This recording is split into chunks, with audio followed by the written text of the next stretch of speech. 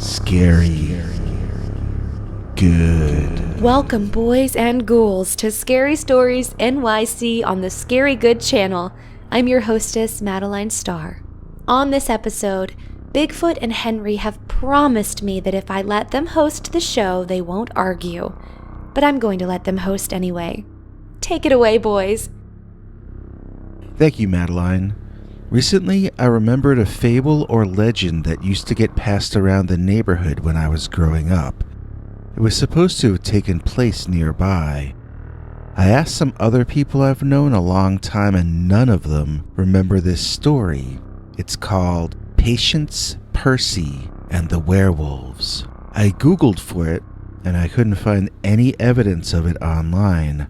I was about to give up entirely when I mentioned it to Henry Lee Dogman, and he claims he also grew up knowing this story. I can't tell yet if he's serious or if he's pulling my leg. At any rate, we decided that I would tell the story the way I remember it. Then he can come out and tell us if that's the way he remembers it.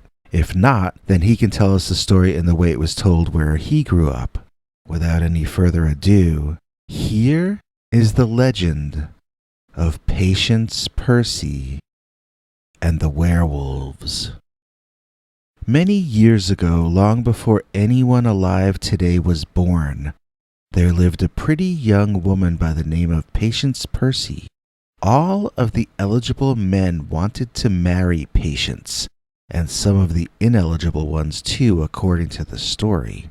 There had never been a lady so lovely to look at, so pleasant to listen to, and so entertaining to be around. She was known to have no enemies. Not even the jealous people were jealous of her, as she was kind to them as well. Never had there been a girl so loved as Patience Percy, and yet she had no rush to become a married woman. The pressure in the town grew until word of this beautiful young lady caused men from surrounding counties, then surrounding states, to find excuses to make the journey to Patience's hometown. They all wanted to glimpse her to see if the stories were true, and the brave ones dared to seek introduction to her. None came away with any contradiction to the story, and so the legend of Patience Percy grew. Eventually, the two young men that Patience favored most got into a horrible fight in the local inn. The battle continued onto the streets, then out into the surrounding forest, where howls were heard as the battle became mythic and epic. Neither side was willing to concede. So great was their love for this woman. After days of howls from the forest, Patience could bear it no longer. She made up her mind to marry one of the men, and she went off into the forest to tell him and to console the other. She had decided the battling must end, and so she would finally settle down. And so, Patience walked off into the forest, not knowing where she was going, but full of faith that she would find herself where she was meant to be. She called out the names of both of the men, but was greeted in return by only silence. Patience carried dried fruit and jerky in her apron, as she knew she might be out in the woods for hours, but she was shocked to reach in for something to eat and discover that a hole had grown in the pocket. She had been dropping the food as she walked along. So hungry that she was not going to mind eating something off the ground, Patience hurried back the way she had come. She realized that whether she discovered the fruit and meat or not, she had no choice but to head straight home now. Without food, and with the night coming on, her job was to get home directly. As she walked, watching the ground for edibles, Patience felt a deep surprise and disappointment inside. She had led a hard life, as everyone in those days had to, but she had never had her faith tested so severely before. Feeling responsible for the disappearance of the two men, both of whom she cared about, coupled with her inability to locate them right away, had left her feeling confused and lost, unsure of her path for the first time in her life. Patience spotted a big piece of beef jerky on the ground in front of her, and her stomach let out a little growl. Then, something in the bushes growled back. Realizing there was a large cat or some other predator hidden behind the foliage, and realizing that predator probably had a clear view of her, Patience froze. Listening, she became certain that the animal noises were coming from the bushes forward and to the right. She needed to go in that direction to get home, but now there was nothing she could do but stand there. If she walked down this path, whatever was making that growling would be able to pounce on her. She thought about attempting to proceed around the growling through the forest, but that seemed to be even more dangerous and therefore make even less sense. It certainly felt dark all of a sudden. Patience looked up and saw that the sky was still light, but the tree cover was blocking more and more of it as the sun was quickly setting. Trying to remember what lay ahead of her and what was immediately behind her, she racked her mind to think of an alternate path. Not thinking of any, she decided to lure the beast away somehow. Looking around, Patience spotted a big rock on the ground, and as quietly as she could, she picked it up. Her plan was to hurl the rock into the forest, deeper into the trees than it sounded like the growling was coming from.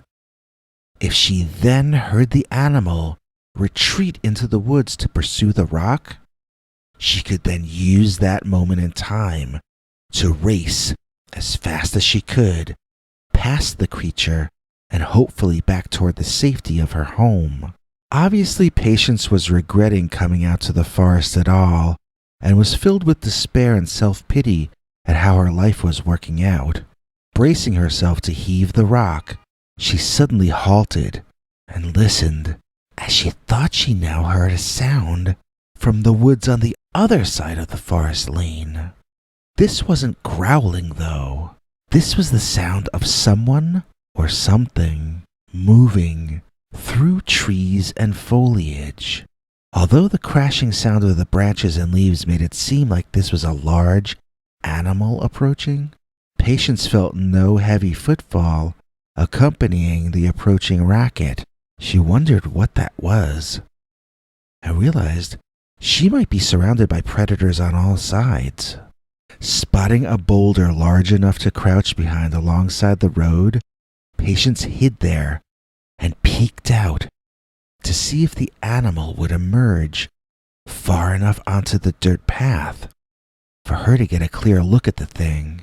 Sure enough, as Patience watched, the branches parted and out walked a tall and dark masculine figure.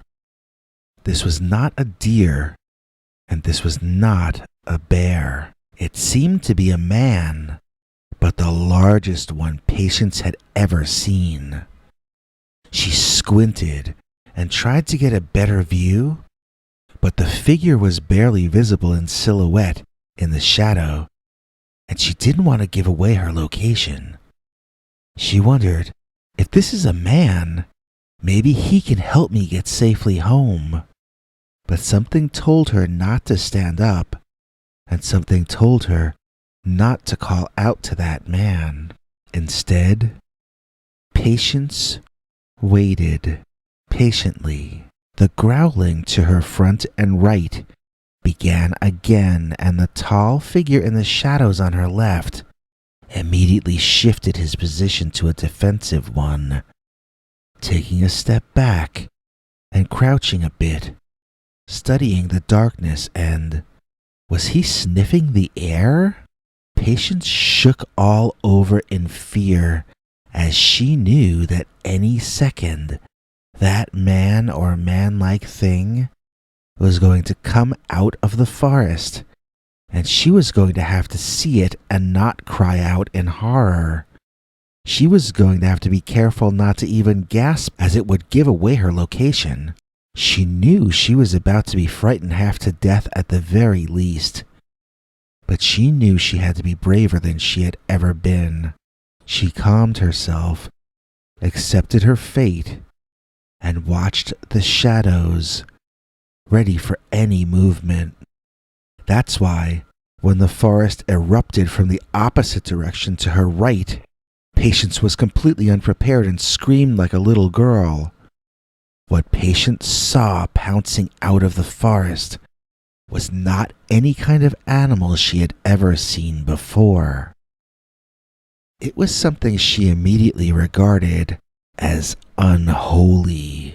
It was a dog, but it was a man-shaped dog, and it stood on its hind legs, using its front paws to intimidate and threaten. Not her. It wasn't focused on her. It hadn't seemed to have noticed her even though she had screamed. What was it looking at? She followed its gaze, which led to the darkness and the shadows of the forest as night took over from day. What was in that darkness? Patience squinted, and she saw eye shine. It was the tall man, and he was looking right back at her. Scrambling behind her boulder to give herself the feeling of safety, Patience heard the large figure emerging onto the road. Daring to peek back out, what she saw made her head spin. It was another of these unholy-looking dogs with man-shaped bodies, and it was still looking directly back at her. The creature took a step in her direction, but before Patience could even react, the other dog thing was on him, snarling and snapping at him like a manic rabid monster. Patience watched as the two huge man-beasts rolled around in the dust and dirt, battling as though their lives depended on it.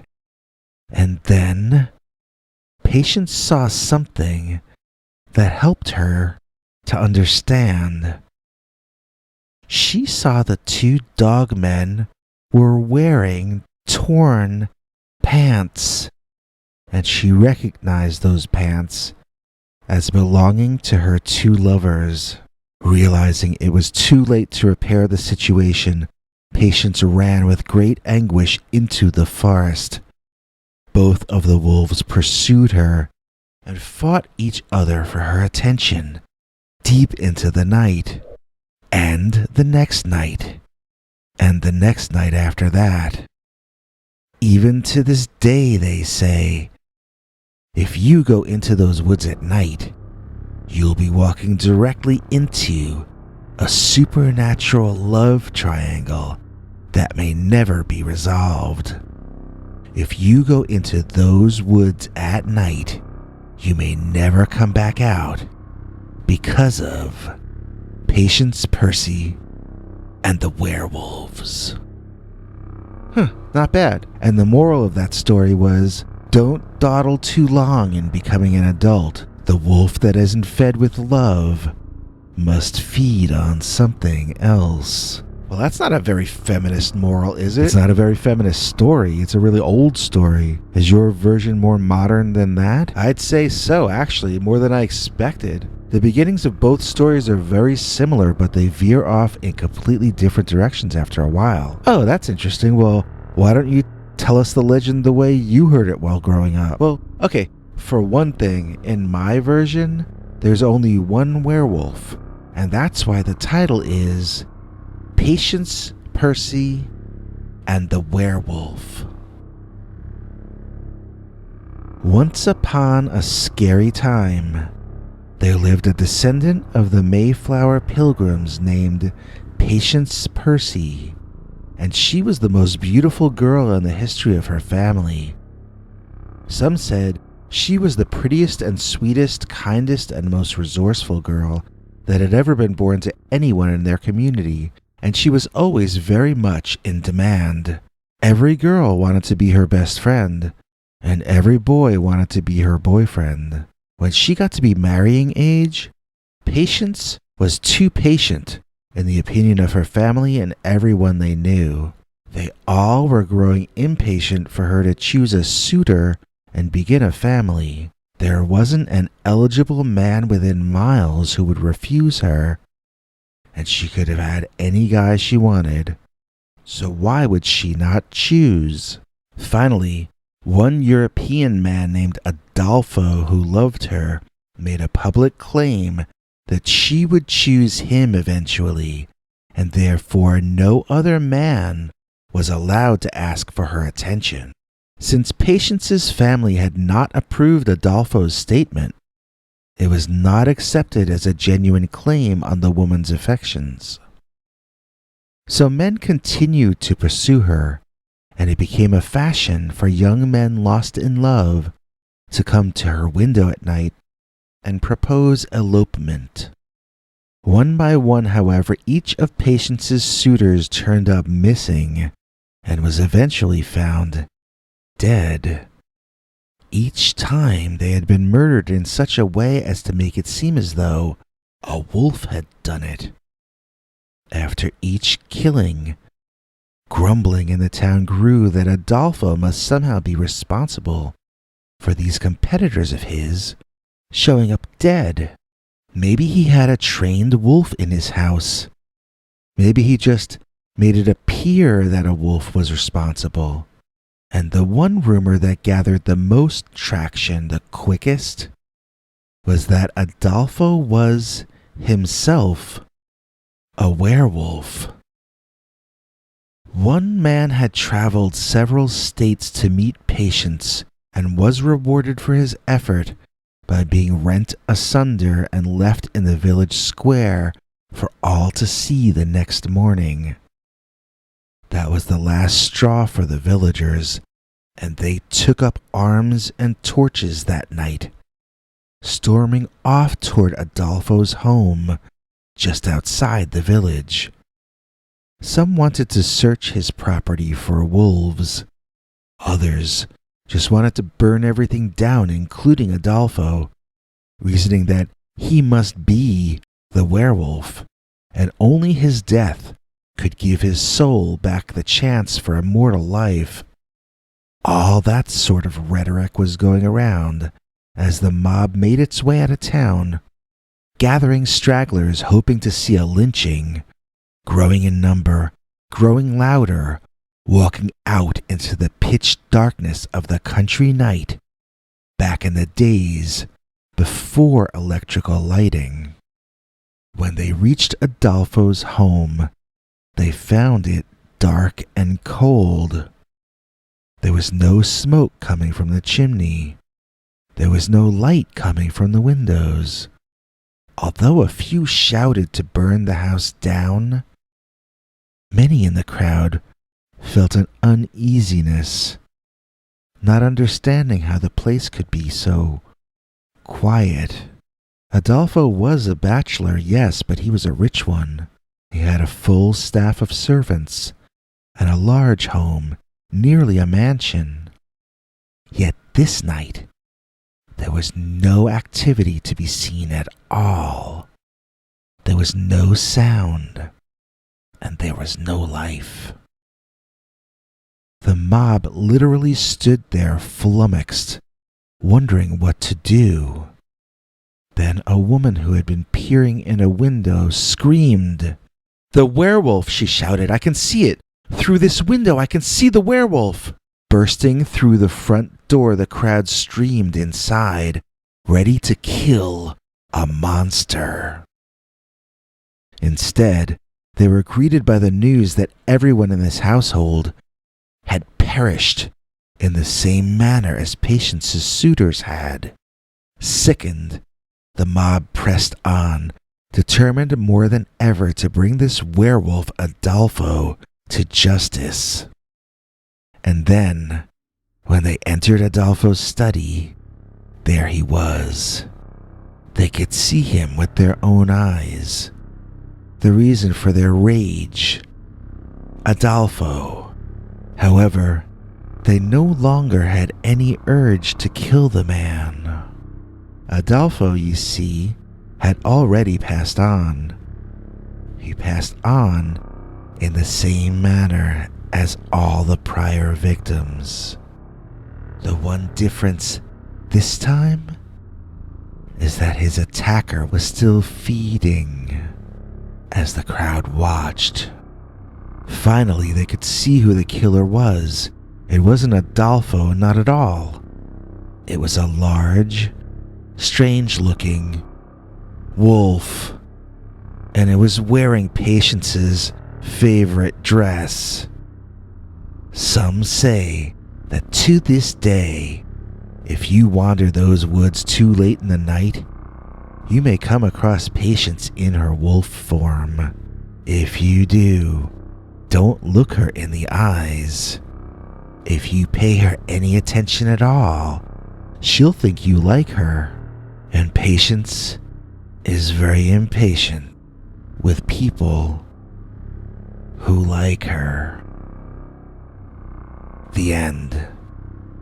Oh, I see. So it's like she's the bitch, that kind of thing? She's a real bitch? That sort of... What? No, it's feminist. She's not a bitch. She's got hashtag girl power. Well, she is a bitch, man. No, she isn't. How dare you say that? She's female and a dog. Female dogs are called bitches, dude. You're just trying to trigger me. Language is the patriarchy, yo. Ugh. Well, anyway, on that note, next time on Scary Stories NYC. And now, ladies and gentlemen, I shall at long last announce which of your suggestions I am taking as my new name. That's Scary Stories NYC next time on the Scary Good channel. I hear there's a celebrity with the initials GG appearing at the next Northeast Comic-Con. Is it Gina Gershon? What? No. Is it Greg Grumberg? Greg which? Greta Garbo? Scary Good. Today's show is guest hosted by that icky talking brain thing. I know he was named by you, our viewers, and I know a lot of you like him, but he makes me feel queasy, so I'm going to bail even before he gets here. But he's a pro, and I'm sure that he can... Oh, there he is. Bye. Madeline? Thanks for having me here. Is she gone? Oh well. Why do the human females always seem to flee when I'm around? Ah well, at any rate, thank you for watching this video in which I will announce my choice for my new slave name while I'm here in captivity on Earth. As you can see behind me, some of you had some great ideas for what to call me. Now, first of all, I want to say that I lied when I said we have no names on our planet or in our reality. We just don't have names that you guys can pronounce. You don't have enough phlegm to pronounce the majority of our consonants, for one thing. However, who was it who said Captain Thinkmo? I think it was Linda Utley. I guess not all human females run from me in disgust, Madeline. Now, I'm not going to choose that Captain Thinkmo name, but I was most impressed by it. My last name could be pronounced Thinkmo if you said it in a Scandinavian accent, and I did once hold a title that roughly would correspond to captain in our Royal Space Cadet Fleet, so technically I am Captain Thinkmo. That having been said, I'd far prefer to be called Lobes. I just think that sounds badass. Lobes, Lobes. That's me. Who suggested Lobes? Oh, it was Curve 57. I don't even know who that is. I should probably really have chosen someone who I know, but oh well. So Curve 57 and Linda Utley also, you've both won a free copy of the PDF version of our Scary Stories Bigfoot Attacked My Tiny House book. If you want to retrieve your prize, email Peter at the email address on the screen right now, so he can email it back to you. In fact, anyone who suggested a name who wants a copy of the PDF, email Peter and he'll send you one. Thanks to all of you, I loved every single suggestion. Since I'm here, I was wondering if you'd mind if I told you a little scary story before I go.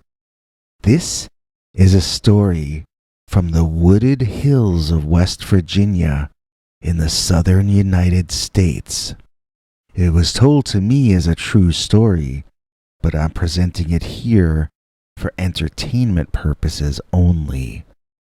I have no proof that it's true, so I won't say that it is. It is kind of spooky though, so here goes. Now, you probably know that West Virginia is the legendary home of the Mothman, written about by John Keel. It's also the place where people say they saw the Flatwoods Monster, plus Bigfoot and UFOs and all sorts of things. One of the lesser-known monsters of West Virginia first was reported by German immigrants to the area. They claimed this monster would swoop down from the sky in the night, taking farm animals, pets, and even some people with it. According to the locals, this thing was kind of a pterodactyl with immense wings, but also octopus-like tentacles that could stretch out below and carry anything off with it. Those who had claimed to see the face of the creature said it had a long, sharp beak with metallic-seeming teeth and only one shining eye in the middle of its forehead.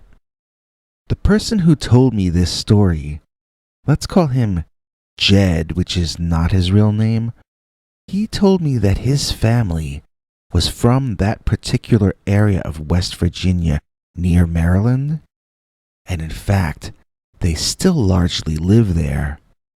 He, however, was raised in Pennsylvania, a spooky enough place on its own.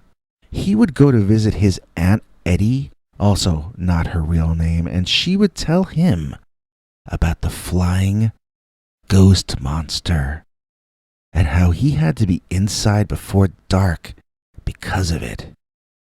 She called it the Snallygaster. The term Snallygaster comes down from the German term Schnellergeist, or quick spirit. This was not a ghost that haunted houses. This was a ghost that seemed to live and hunt like a nocturnal predator. Jed heard these stories in the late 1970s and had been reading Eric von Däniken books at the time. So he wondered if the Snallygaster might in fact be some sort of alien spacecraft instead of either an animal or a ghost. He reasoned that the one glowing eye in the center of the forehead might just be a light on the ship, and if the so-called octopus-like arms might not be probes from the ship, or else a means to grab and abduct creatures from the surface below. Maybe the Snallygaster was in fact some sort of alien or interdimensional spacecraft, and maybe the reported encounters with it were in fact alien abductions. Then again, maybe these were just stories made up to frighten kids and get them to behave. But Jed found it fascinating and would find reasons to go and visit Aunt Eddie each night, looking out his bedroom window in hopes of seeing the Snallygaster itself.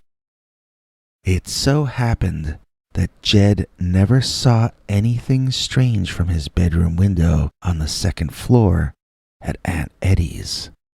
However, one hot summer night, he and Aunt Eddie sat on the back porch, which overlooked her garden and backyard, then the forest past her back wooden picket fence. They were both drinking lemonade and joking around, not in a serious mood at all, and definitely not discussing anything scary, when they heard a sound like a locomotive whistle. It sounded fairly far off, but still was loud enough in the quiet night to startle both of them.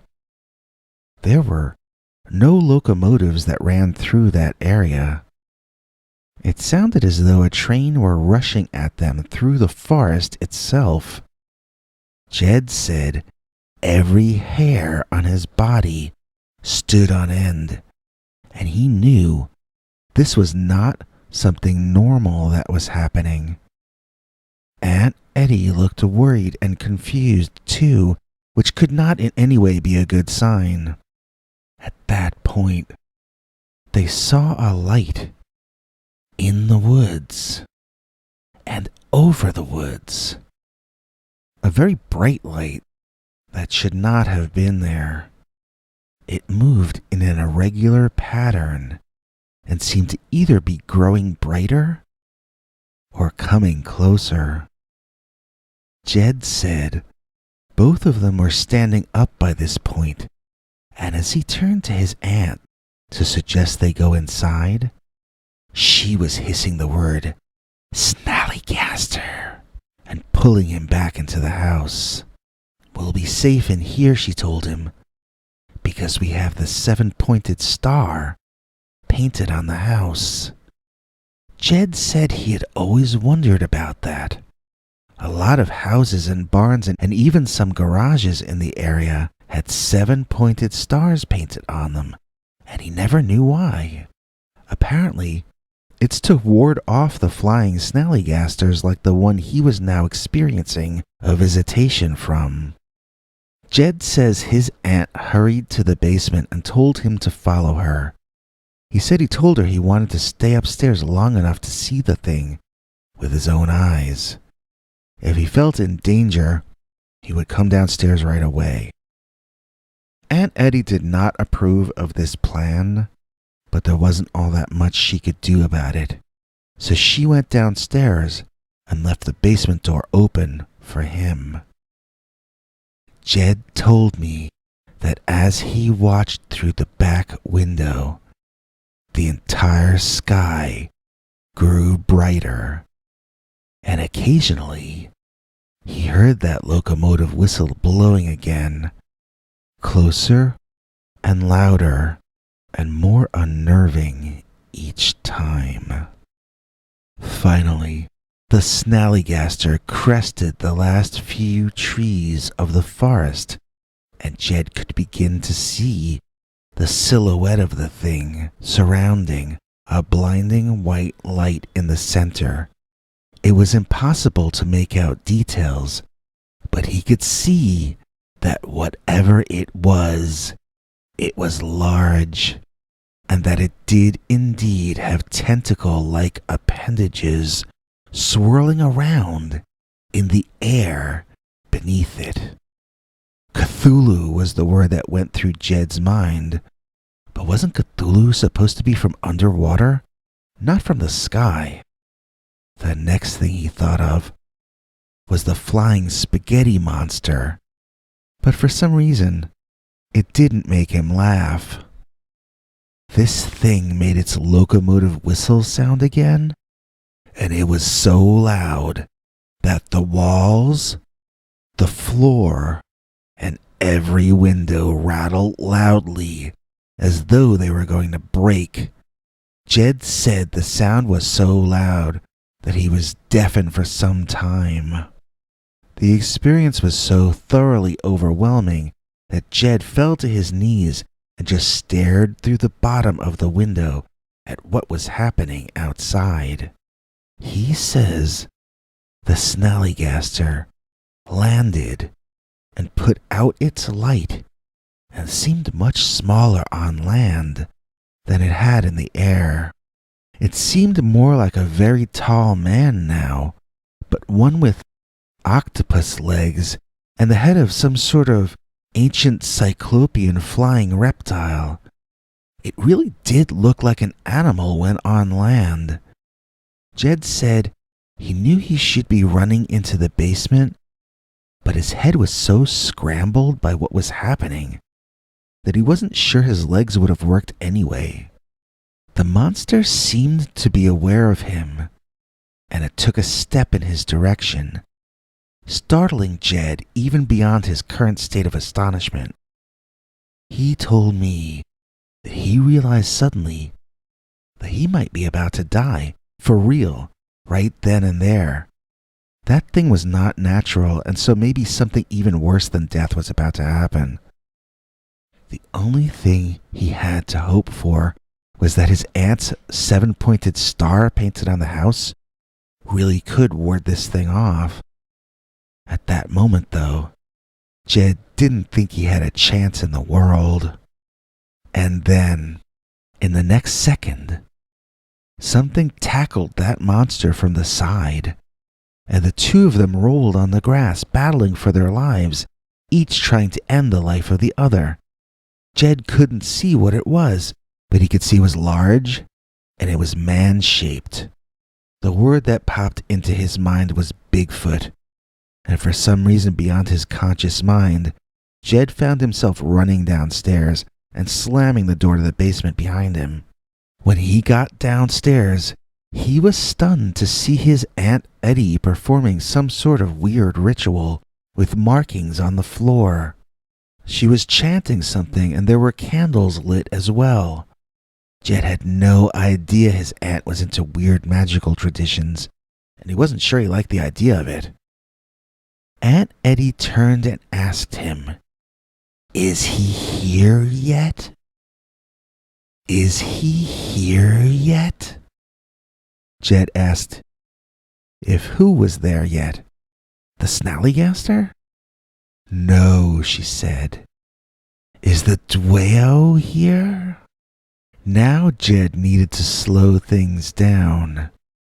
Aunt Eddie needed to backtrack a little and explain what the heck she was doing.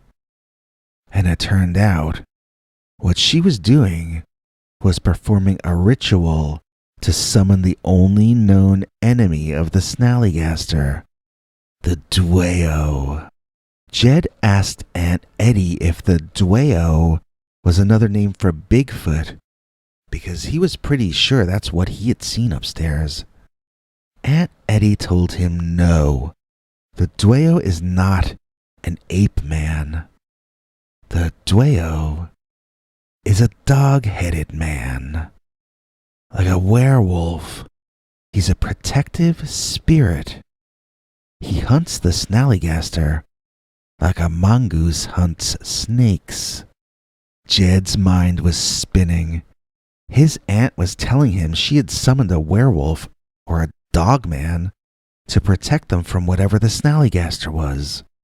Again, without thinking, Jed ran upstairs and back to that window, straining his eyes in the darkness to make anything out. He saw a terrible battle, unlike anything you could probably even imagine. Two impossible monsters, each trying to literally tear each other apart. The sharp-beaked Snallygaster was pecking and biting the hairy creature, who would let out howls and moans that brought tears to Jed's eyes. It was terrible to listen to. Eventually, from the darkness, Jed heard something snap, and the Snallygaster rose up to the sky, making a terrible, painful sound.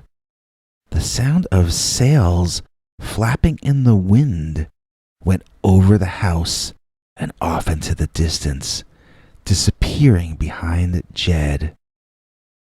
Now he saw that hairy creature walk out of the shadows, stand straight and tall like a man in the middle of Aunt Eddie's garden, and look him straight in the eye.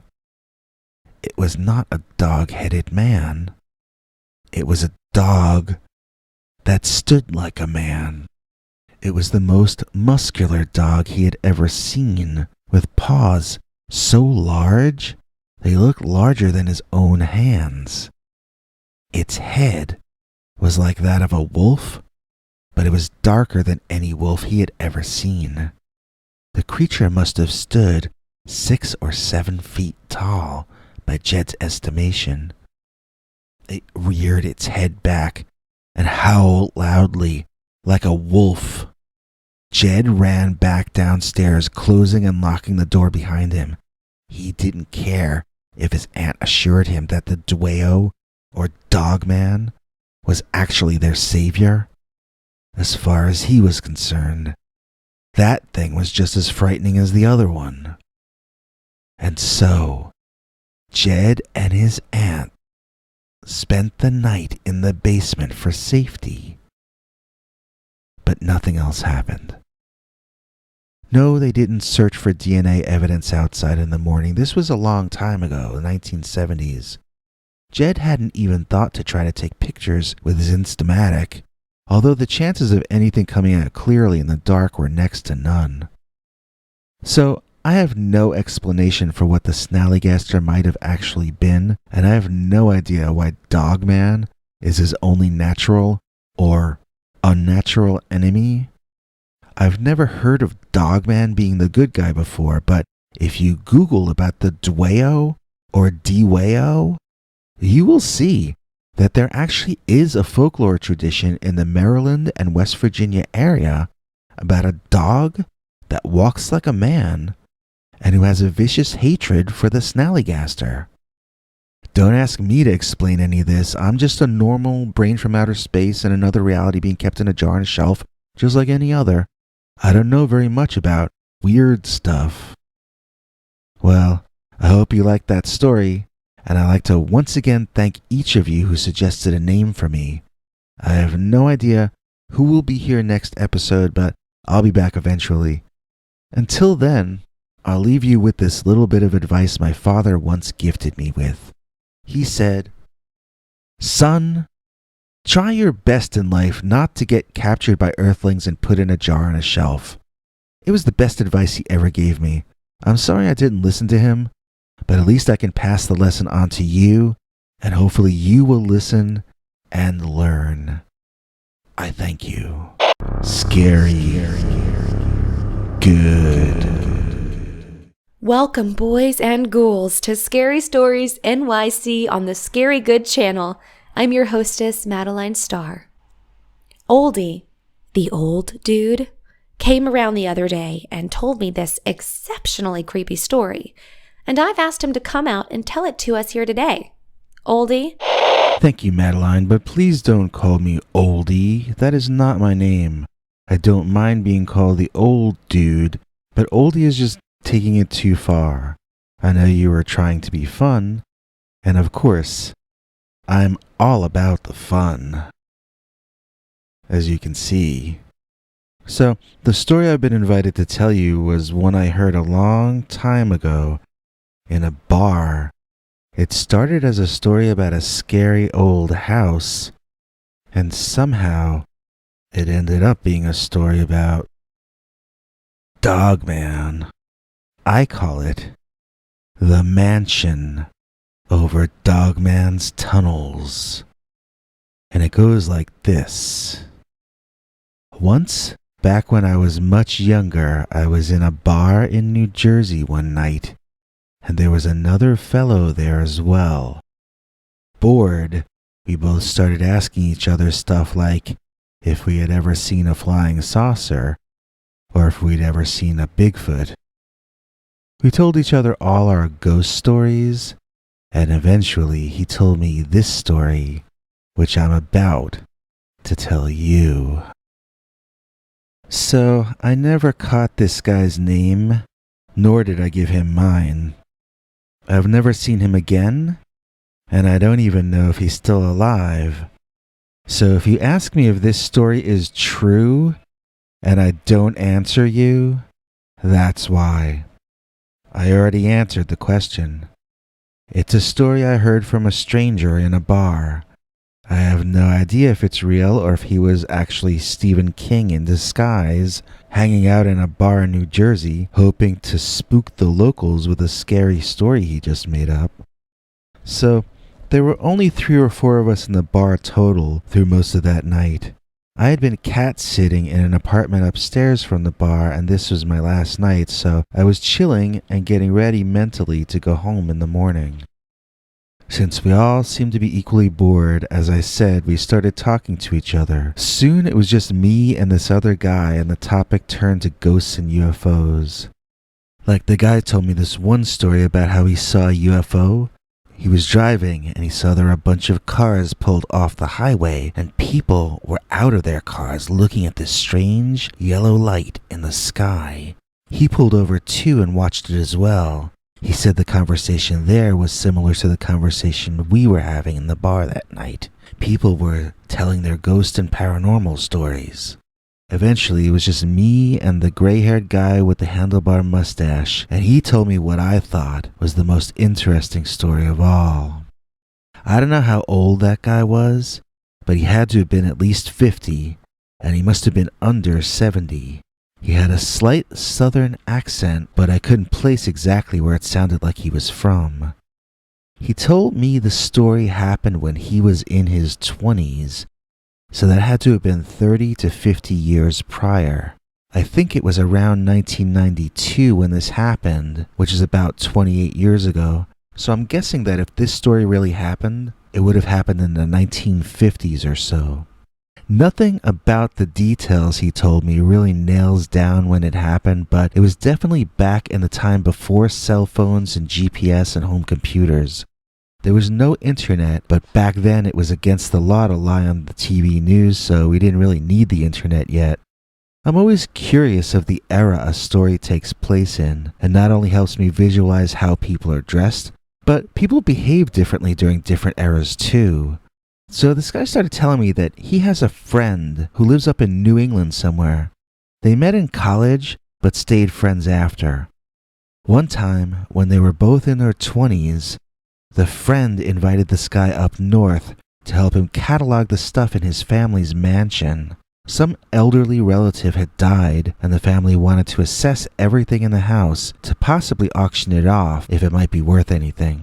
The friend had volunteered for the job since he had always wanted to explore the giant old house and never had the chance to before. To keep things clear, let's call the guy who told me the story Alex, and let's call his rich friend Bob. So, Alex went up to stay with Bob for a week, the two of them alone in the spooky old house. More than once, Bob disappeared, freaking Alex out, only to emerge from some secret passageway that only he knew about. The entire house was lined with secret passages, and soon they had not only explored them, but mapped them out and broken open closed-off parts to reconnect the entire system. The last passage they found led to a wooden staircase, which in turn led to a basement that looked like it hadn't been entered in at least 50 years. Searching that basement, they found a wooden door behind a standalone closet, seemingly hidden. It was easy to break the lock on the door, which swung open to a stone staircase leading down into the darkness.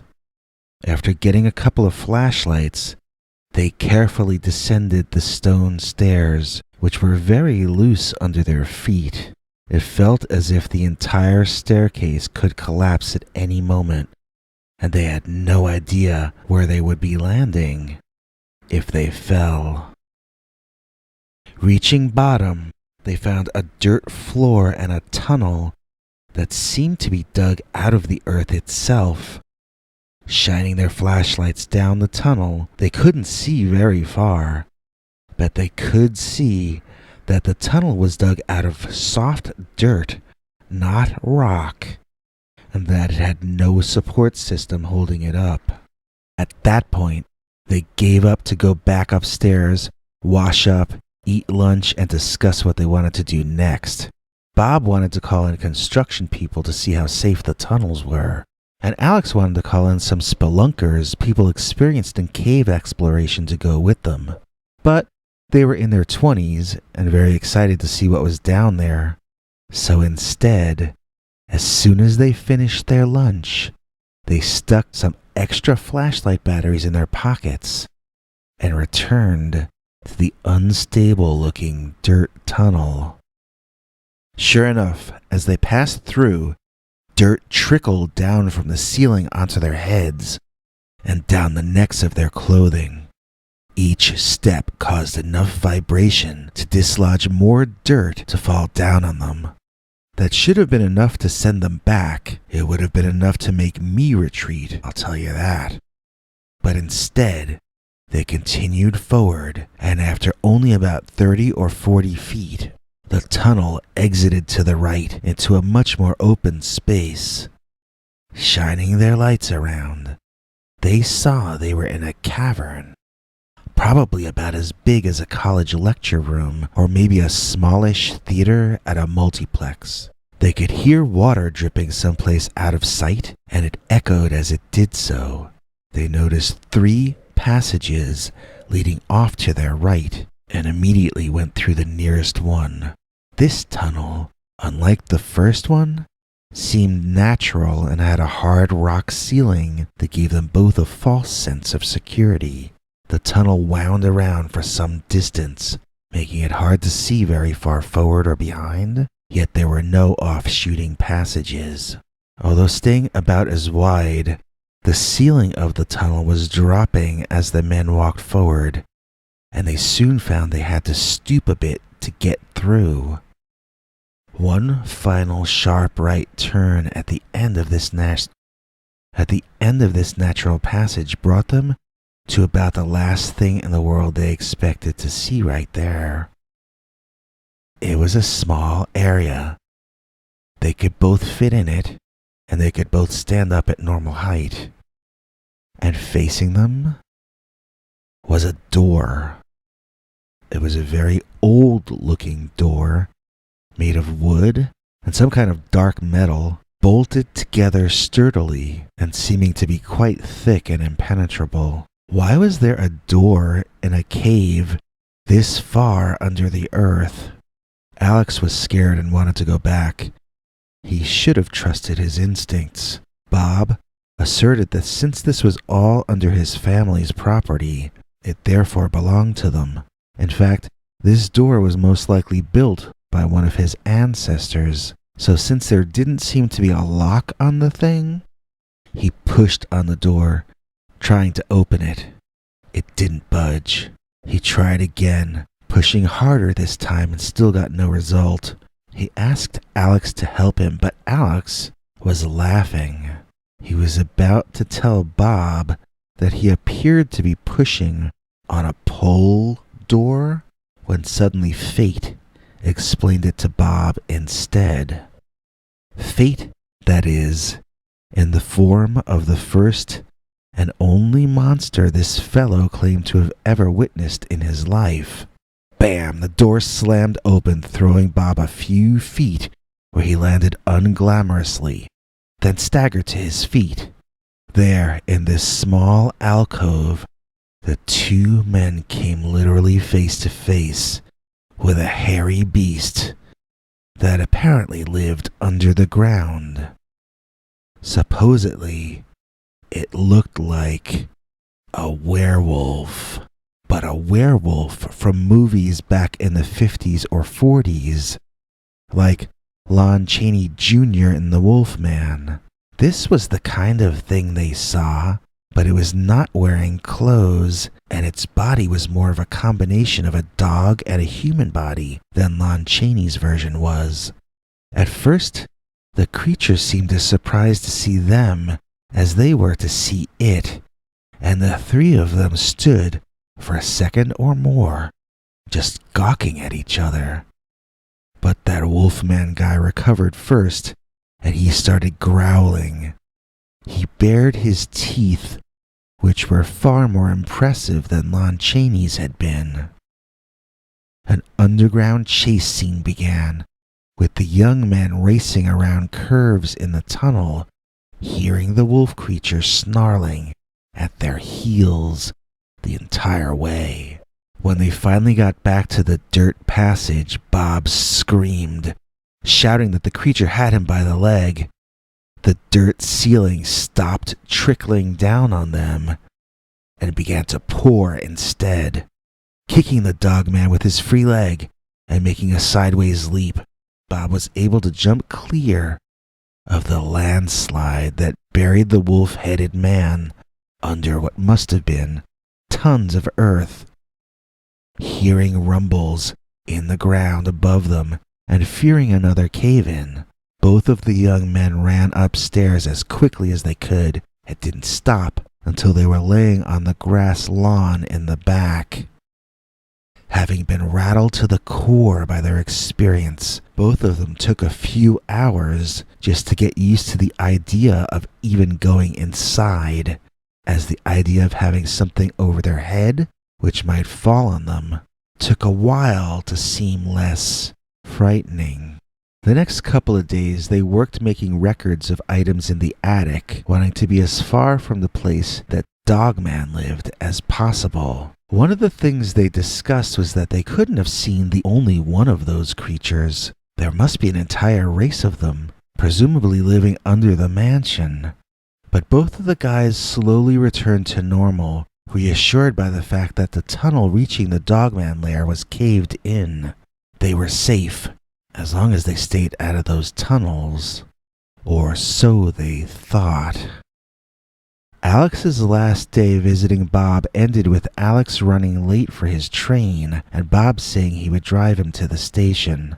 They were about to leave when Alex realized he had left something else of his in the house, so he ran back inside to retrieve it. When he got back out, he stopped short in his tracks when he looked at Bob's car, or rather, when he looked just beyond Bob's car. For right there, maybe a few feet past the driver's window, stood another one of those wolf men. This one seemed much taller than the other one, almost like the other one's daddy. Bob sat in the car looking at Alex standing there instead of running over and getting in. Bob hadn't seen the monster standing just behind him. He wasn't looking that way. Annoyed, Bob waved his arm for Alex to come over. Alex shook his head no and pointed toward Bob, who wondered why he was doing that. Then Bob realized Alex wasn't pointing at him. Alex was pointing past him. Turning around and dreading what he already knew was going to be there, Bob gasped so hard that he almost choked. This one was much larger than the last one.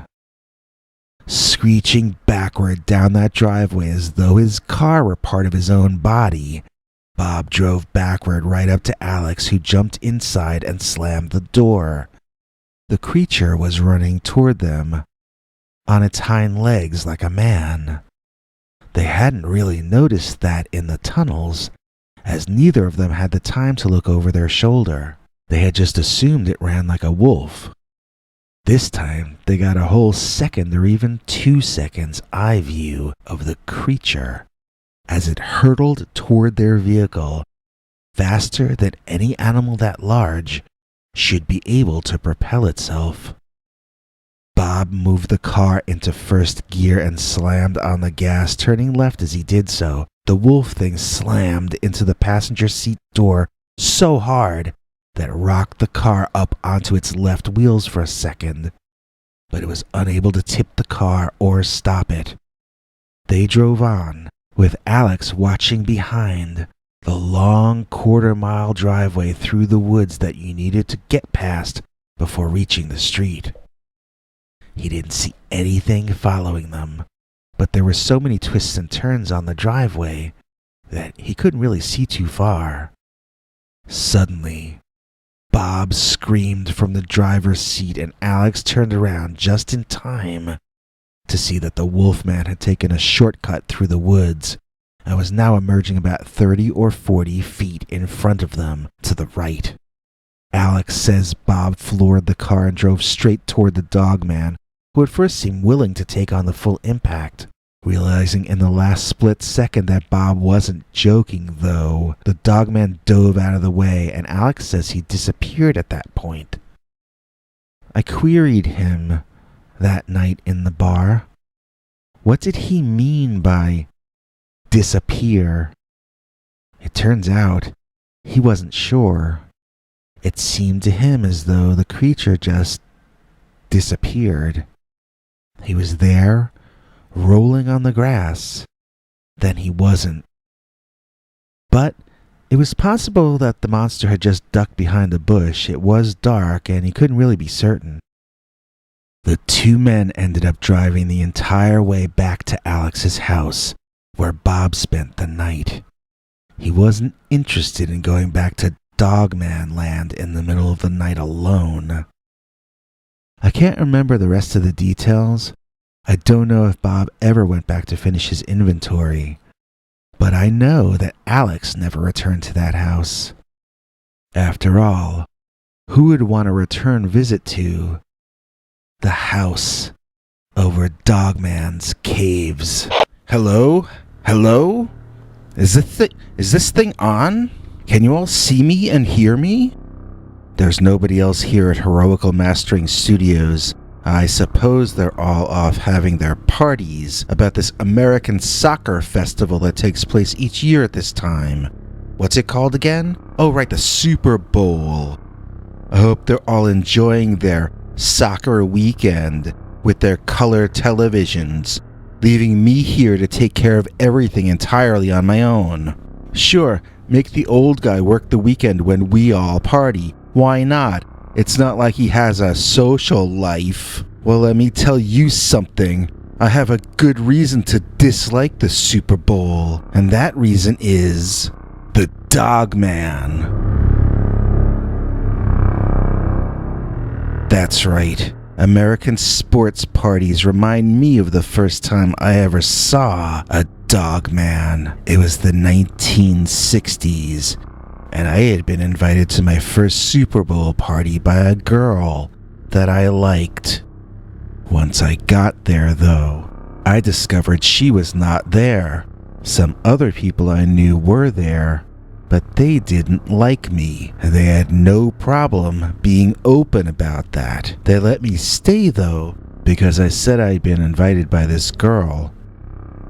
I stayed there through the afternoon, into the night, and she still hadn't come. Now, the game was on, and the others were all quite inebriated. I wasn't friends or even friendly with anyone there, so I stayed to the back of the room in a corner by a window, looking into this guy's backyard. He must have had quite a bit of money because the lawn was immaculate and surrounded by huge old trees and forest all around. It looked as peaceful and beautiful outside as it sounded loud and vulgar inside. But sometimes looks can be deceiving, as something quite the opposite of peaceful bounded out of the woods and looked around. It seemed at first to be a large man, and I gasped and looked closer. All in one very brief moment, I saw that this wasn't a man, but some kind of feral, predatorial mammal, which was standing on its hind legs, like a kangaroo or something. The same moment this realization hit me, two other things happened. First, the carnivorous kangaroo-like thing turned and looked at me directly in the eye. And second, I exhaled in shock and frosted over the cold window with my breath, obscuring the monster beyond it. I must have made some kind of a sound, because the next thing I knew, everyone's eyes were on me, and someone had turned the volume off on the TV set. These were the days before you could pause it, so people were pretty agitated at me for interrupting their entertainment, and they wanted to know what my problem was. I realized that they were basically just looking for an excuse to jettison me from the party, so I got nervous about what to say in my answer. I stuttered that there was a monster kangaroo outside, then started trying to clear the fog off the window to see if it was still there. Someone called out, "He's just drunk," and they resumed blasting their TV sports. Fine, I thought, let them think I'm drunk. I'd rather be left alone so I can try to see that thing again. As far as I could tell, it had left. If it were still there, it must be hidden behind the tree line. I admit that I stared so long that I was becoming very sleepy, when suddenly it pounced back out of the woods onto the lawn again from the opposite direction from before. I gasped but consciously inhaled this time to prevent fogging up the window.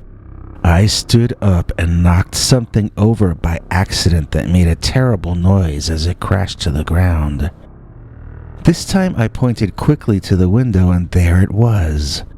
A fur-covered animal with tall ears, almost as tall as a kangaroo's, but shaped more like those of a Doberman. It was dark like a Doberman too, but the fur was a bit longer or shaggier. The arms and legs were thicker than those of a dog, but were not shaped like those of a man. It stood there, like a devil would stand, half man, half animal.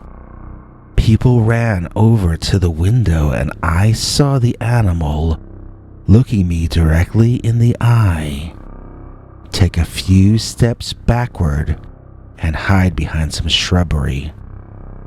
I could see its eyes clearly still, and when people came over I pointed them out. Nobody could see what I was shouting about. The monster was grinning at me. It seemed almost as though it knew precisely what it was putting me through.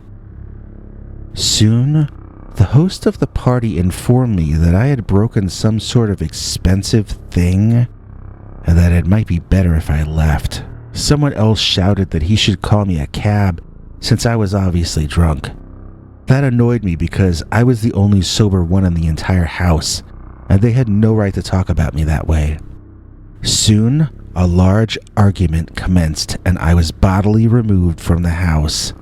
With my feathers ruffled, and in a very foul mood, I looked around, trying to remember where I had parked my car.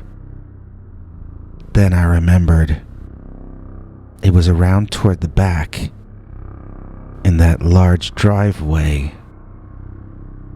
The driveway behind those trees I'd just seen the Dogman standing behind.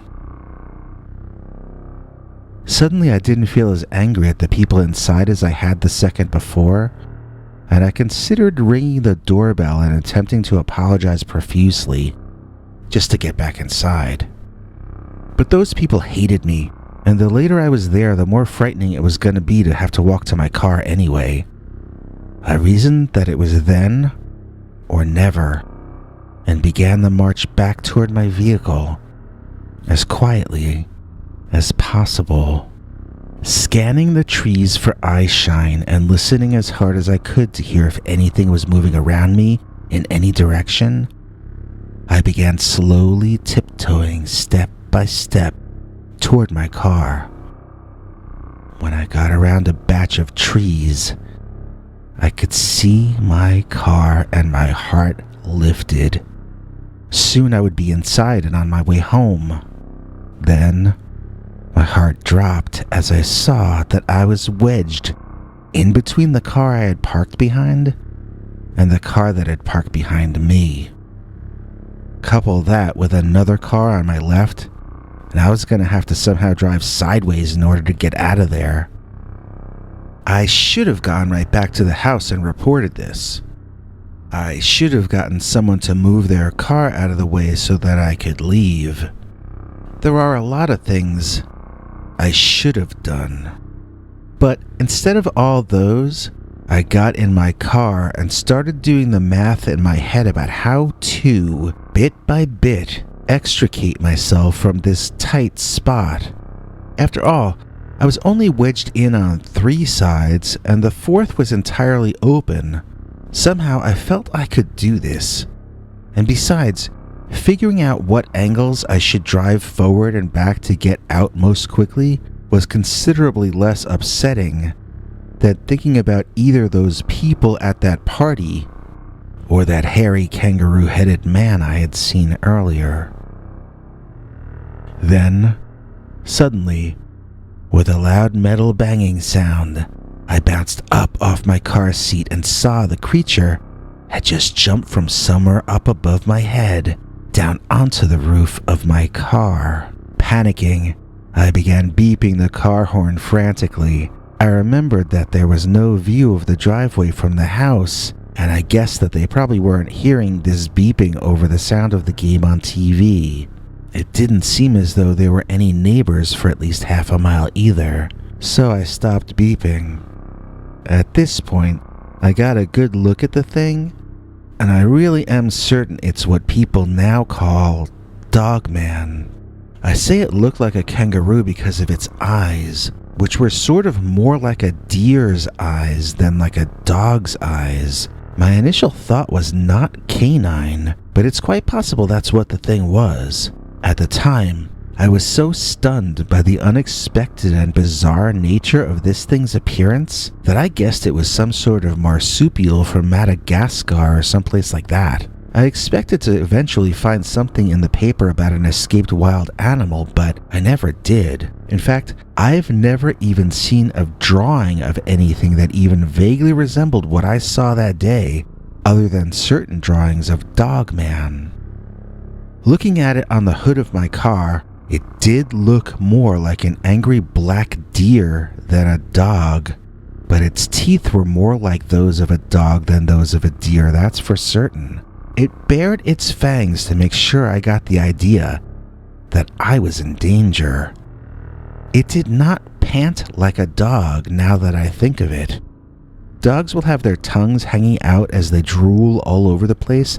This thing was not like that.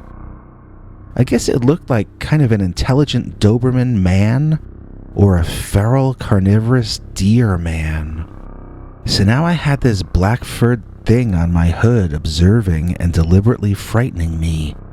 It seemed as though it was settling in to enjoy me being trapped. It seemed as though it wanted to study me for an extended period of time before doing me in. Sort of the way a cat plays with its prey. It seemed to be enjoying itself.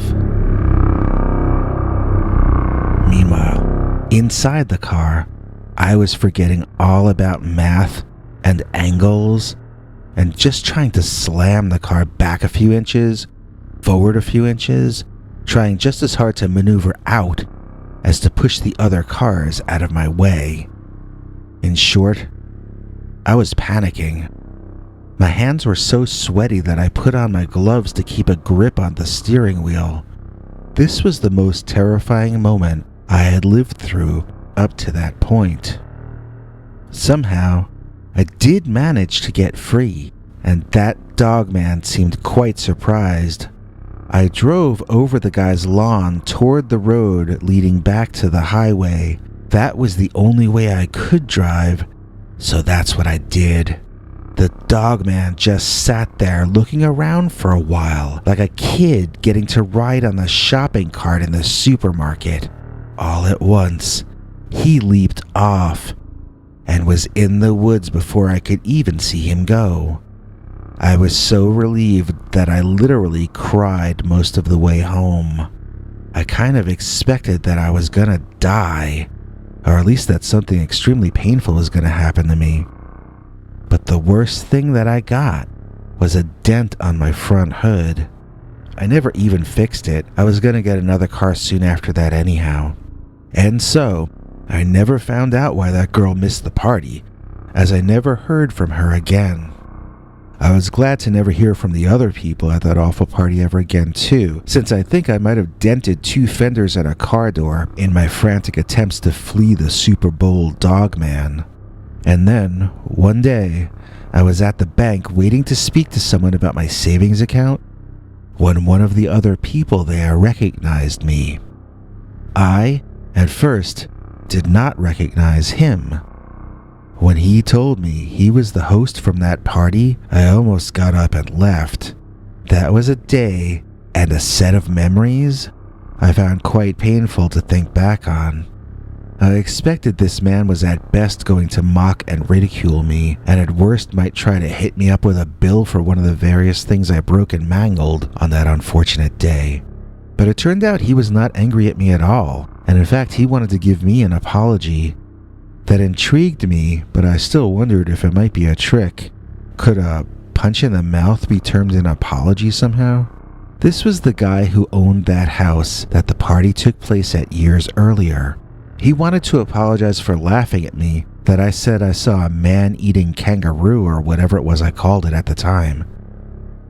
The guy told me that in fact, he moved out of the house because pretty soon after that particular Super Bowl Sunday, he himself started seeing a dog-headed, man-shaped creature, and each time he saw it, it was closer to his house and behaving in a more threatening manner. I settled in and the man began to tell me his story. It was the first and last time in my life that I was happy for the terrible service at my bank, as once he started talking, I just wanted him to go on and on. Not only were the stories fascinating and frightening, but they proved that I wasn't a crazy crank all those years earlier when I had been kicked out of that party. I mean, I knew it was real by the dent in my car hood, but it really felt like a huge weight was lifted off of me hearing someone else from that party tell me of his experiences, even more terrifying than my own. Being thought of as crazy can make you feel ashamed, even when you are 100% certain that everyone is wrong about you. It's a wonderful feeling of vindication each time another person admits to you that they know you were always telling the truth and had never been crazy. So this guy told me his girlfriend saw it first. She told him there was a giant dog who was outside the window watching them make out on the couch. He didn't believe her, and eventually it led to disagreements, and she wouldn't come around anymore. Then he saw the creature himself. He started to wonder not if there was a large unknown carnivore species living on his land, but if there was possibly a gas leak somewhere, which was causing everyone, now including himself, to hallucinate seeing giant dog people.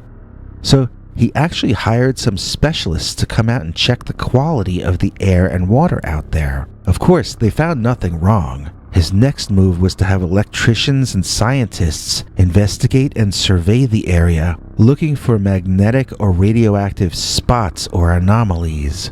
I had never heard of the possible connections between these things and altered states of consciousness, but this rich guy had apparently already consulted with the top minds interested in these subjects back in those days. He rigged cameras up and around the property, setting them to go off at regular intervals all day and night, but he never caught a photo of anything out of the ordinary. Back in those days, people felt very advanced and modern. We felt we had nature under control. So this guy initially had near total confidence that he would not only figure out what the monster was, but also either trap, kill, or drive the creature off. So imagine his surprise one day walking to his car when he came around a tree, and there the creature was, in broad daylight. Either this was a different animal than any of us had seen before, or else we all underestimated his size because this guy says he looked up and up before meeting the gaze of this creature. He says it was taller than an elephant and smelled worse than one too. He insists the huge, hairy man monster was a foot or two away from him. He could feel the heat off its immense body. He could both see and hear the insects buzzing all around the thing. He said he was absolutely at the mercy of this creature and was too afraid to move. He just stood there, looking into the black eyes of this dog thing and wondering if he was being hypnotized or if he was just going into shock. Then, suddenly, he said the Dogman hopped backward a few times, then turned and nearly flew off into the underbrush. So in other words, he had come to a standoff with a giant Dogman-like creature, and he had won. The creature had run off. He told himself that, but he found it hard to believe. He says he decided to finish the walk to his car, but his legs had another idea. They gave out, and he fainted dead away on the spot. Later, when he woke up on the grass near his driveway and realized he was unhurt, he understood consciously that this meant the Dogman could have harmed him, but it didn't. He told himself that meant he was actually safe from the creature. It might be a monster to the local small game, but it didn't seem as though it would attack humans, or at least not him. And yet, when his legs were strong enough, he drove directly to the real estate office he had bought the house from and put it right back on the market. He told me he didn't care if Dogman sent him a personal letter insisting he would never harm him. Just seeing that animal man took 10 years off his life.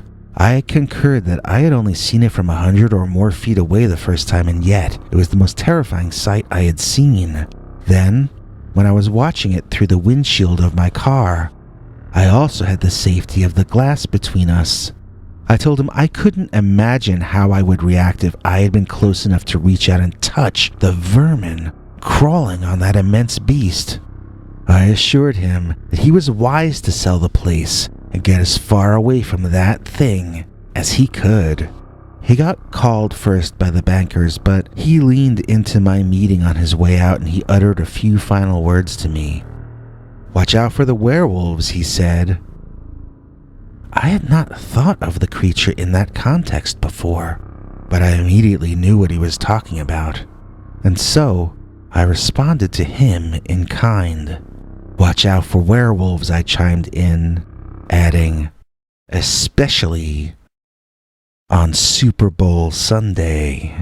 We're very happy to announce that starting today, we have a TikTok channel, the Scary Good TikTok channel. If you're on TikTok, we invite you to join us there. The channel will mix all our scary characters with all our funny characters in mostly humorous little short 15-second videos. Those American Girls will join us here on YouTube. Those American Girls will join us on TikTok, and we are joining Those American Girls Twitter. They will be our publicity people on Twitter. So that's the new arrangement starting today for Valentine's Day, and without further ado, here's your Valentine's Day sweetheart, Dr. Death, as performed by PQ Ribber.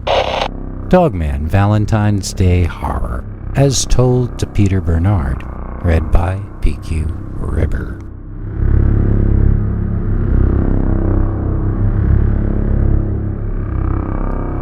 This story did not happen to me, but my parents claim it happened to them.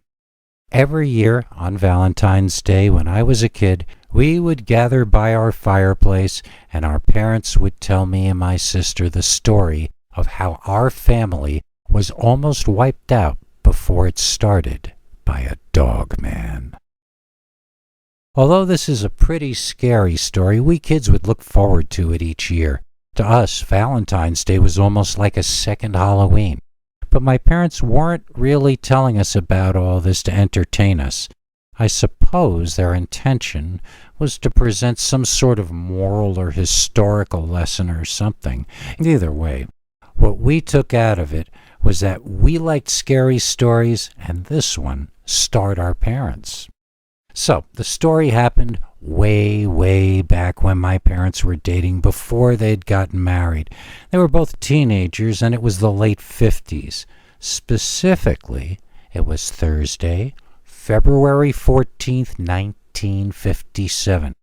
They remember because that year, the full moon fell on Valentine's Day. You can look it up. Mom and Dad celebrated Valentine's Day by doing what all the teenagers in the monster movies back then were doing. Driving around, trying to find a lover's lane that was secluded enough to have their own private observance of the holiday. Maybe those old movies were based on fact. Maybe monsters are somehow attracted to lovers' lanes.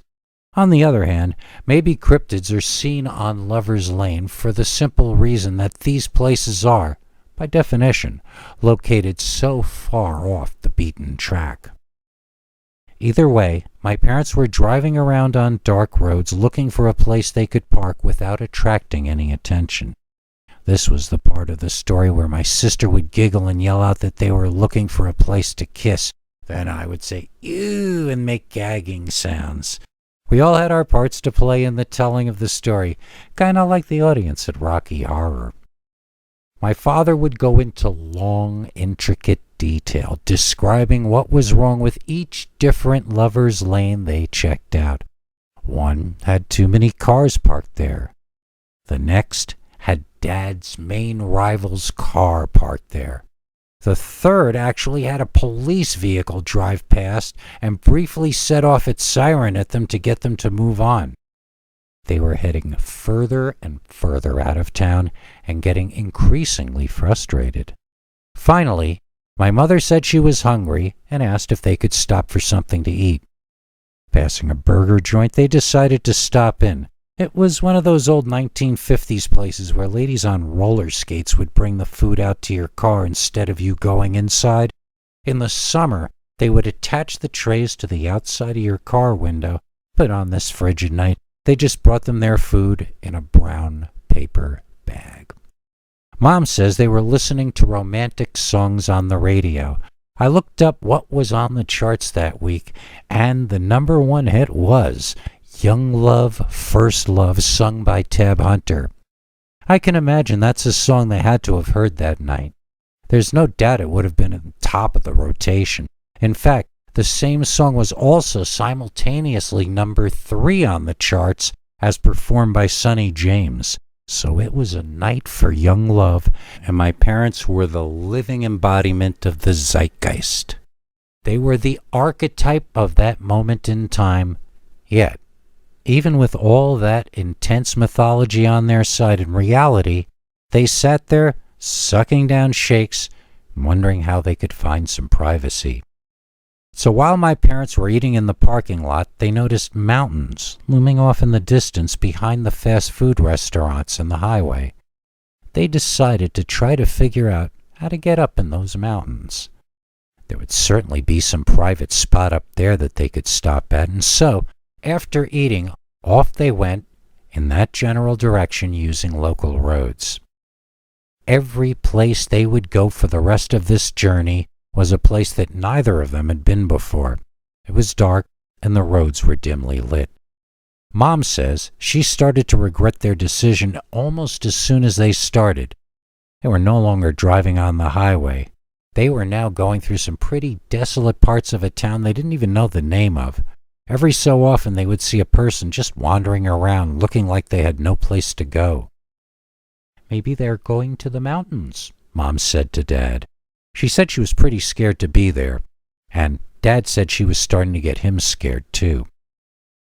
Nevertheless, onward they drove, on and on and on, until Dad says he had not seen a human, wandering aimlessly or otherwise for over 10 minutes.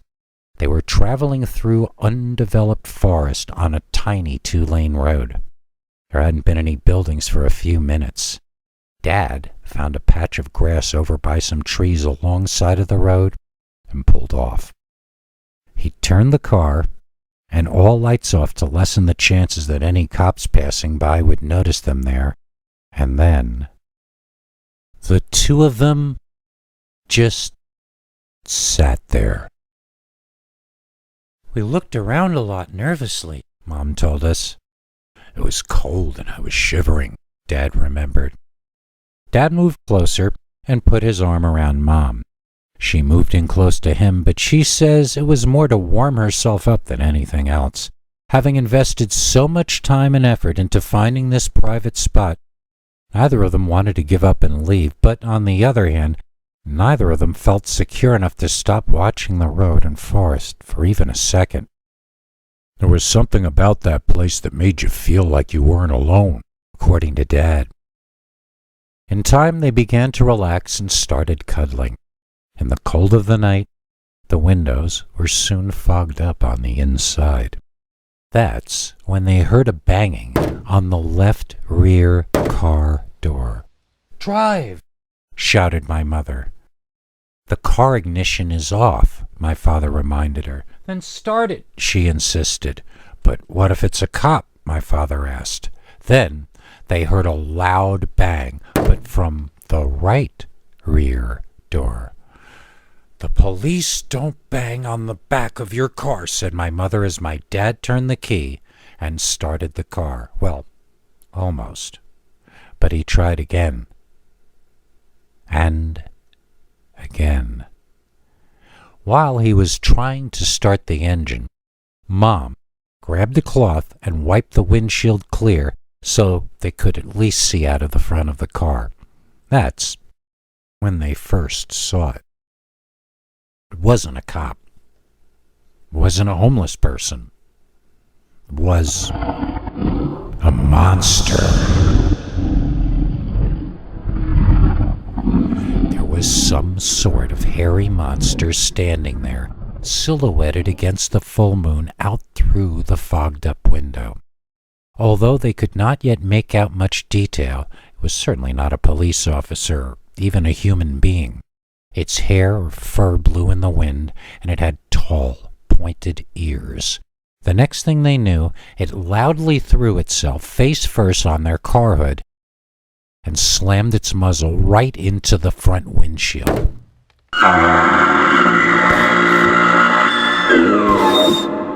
It acted as though it had never been exposed to glass before, as it kept trying to bite them through the glass and grab them with its massive hands. Both Mom and Dad agreed that it had giant hands but with very short fingers. Then, a terrible, squeaking, screeching noise coupled with deep cracks appearing in the windshield told them that the stubby fingers ended in long, hard, sharp nails. Or maybe a more appropriate word would be claws. The thing had impossibly hard and sharp claws, Dad told us. When I saw how deep the scratches were that it was leaving in the front windshield, I got the impression that they would be able to break into the car eventually if it kept trying. And try it did. My mother screamed, and my father says he probably did too, as the monster, which had a kind of nightmare demon dog face, literally tried to bite through the glass and eat them both alive. Slobber was everywhere as the monster went completely insane, slamming its hands and kicking its feet. It bit off the car's aerial antenna, and the radio station turned to static. Unsuccessful at getting the glass to open for it, the monster ran around to the back of the car and attempted to open the trunk. Then it jumped up and down on the trunk, which bent the center of it and raised the edges on the outside a bit. Using this space to thrust its huge nails in, the beast tore open the car's trunk. It then flung everything that had been inside, including the spare tire, all over the side of the highway and even in the road itself. My mother says she herself was turning the key in the ignition now, weeping so much that she could hardly see what she was doing. The creature ran loudly over their car, down the windshield, down the hood, jumped on the ground, and turned to glare at them with hatred. In the moonlight, they finally got a good look at the thing. It was the tallest man either of them had ever seen, but it did not wear clothing like a man. It had the head of a dog and the hands of a monster. It was entirely covered in hair or fur that was either black or at least very dark. And then this thing roared.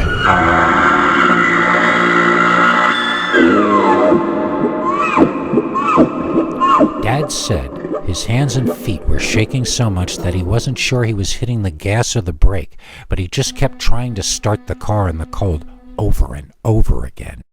Then the monster struck its massive hands underneath the front end of the car and started to lift it in the air.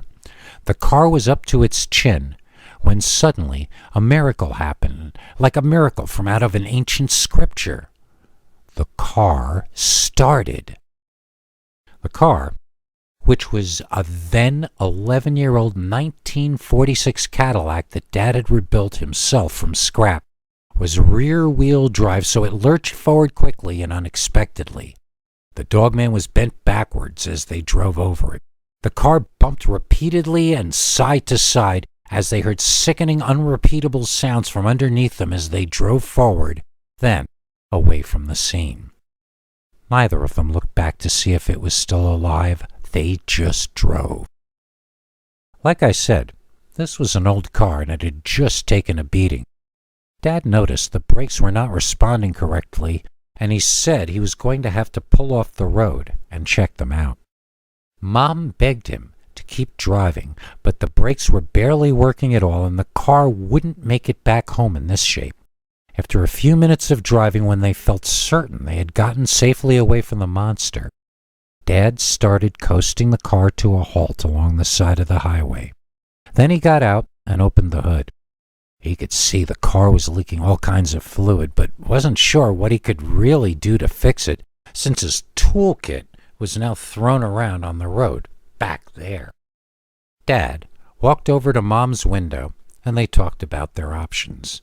This was the days before cell phones, and they were either going to have to walk or they were going to have to try to drive in this car with brakes that were in the process of dying. Suddenly, their decision was made for them as they heard from the distance behind them the unmistakable roar of the Dogman.